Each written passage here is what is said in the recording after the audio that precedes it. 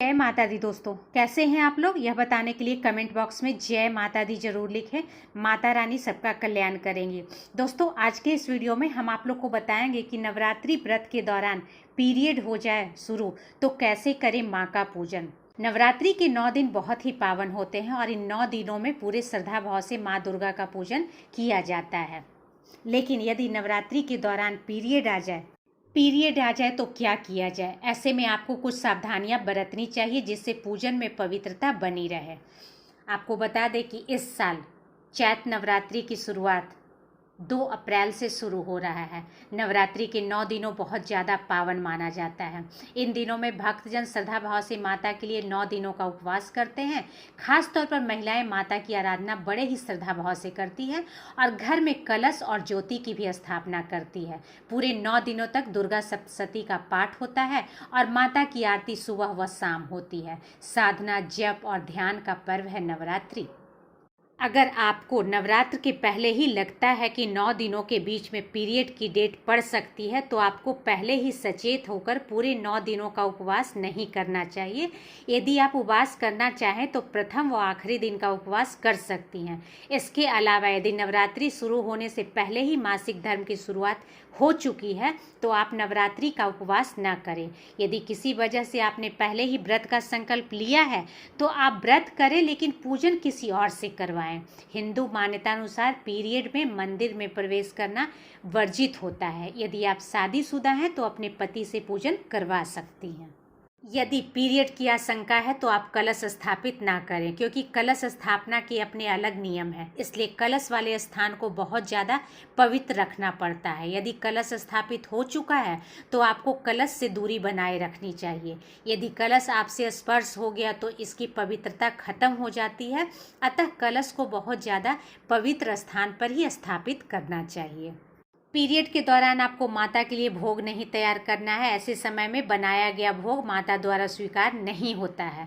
यहाँ तक कि माता का भोग भी किसी और से ही लगवाएं।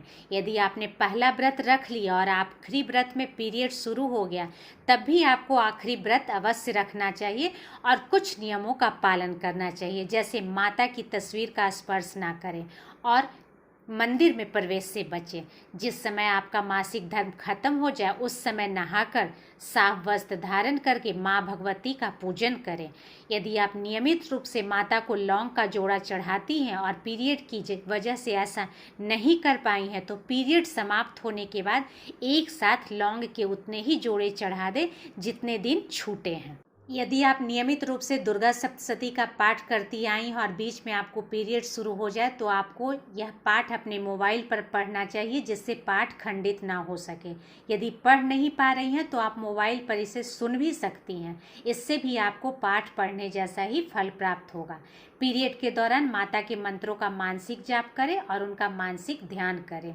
मंदिर में प्रवेश करने की जगह किसी अन्य स्थान पर माता का ध्यान रख सकती हैं। दोस्तों, पूजा के 2 रूप होते हैं, एक स्थूल पूजन और दूसरा भाव पूजन। स्थूल पूजन में कई उपचार किए जाते हैं। इसमें प्रभु की सूक्ष्म उपस्थिति को मानकर श्रद्धा भाव के साथ पूजा किया जाता है। स्नान, अर्घ, वस्त्र, श्रृंगार, नैवेद्य, सुगंध इत्यादि से ईश्वर का अभिनंदन करते हैं। इसके पश्चात स्तुति, प्रार्थना, निवेदन, मंत्र, आरती और भजन के द्वारा भगवान की कृपा की कामना करते हैं। दूसरी पूजा भाव पूजन है, जो कि भावनाओं के द्वारा किया जाता है। इसमें किसी भी स्थिति में प्रभु का ध्यान, चिंतन, उनका स्मरण या मानसिक जाप आप कर सकते हैं। मासिक धर्म की जहाँ तक बात है, ऐसे समय में स्थूल पूजन नहीं करना चाहिए, यानी मूर्ति पूजन, देव प्रतिमा का स्पर्श, मंदिर या धार्मिक आयोजनों में शामिल नहीं होना चाहिए। इस दौरान व्रत रखकर मानसिक जप और पूजन करने में कोई मनाही नहीं है। यदि नवरात्रि के दौरान किसी महिला को पीरियड से गुजरना पड़े तो वह व्रत रखकर बिना मूर्ति पूजन सिर्फ मन का जाप कर माता रानी की आराधना कर सकती। उम्मीद करती हूँ कि आज की जानकारी आपको पसंद आई होगी। वीडियो को लाइक करें, शेयर करें और मेरे इस घरेलू खबर चैनल को सब्सक्राइब करें। इसके बावजूद अगर आपके मन में कोई सवाल है तो कमेंट बॉक्स में कमेंट करके पूछ सकती हैं, मैं उसका रिप्लाई दूंगी।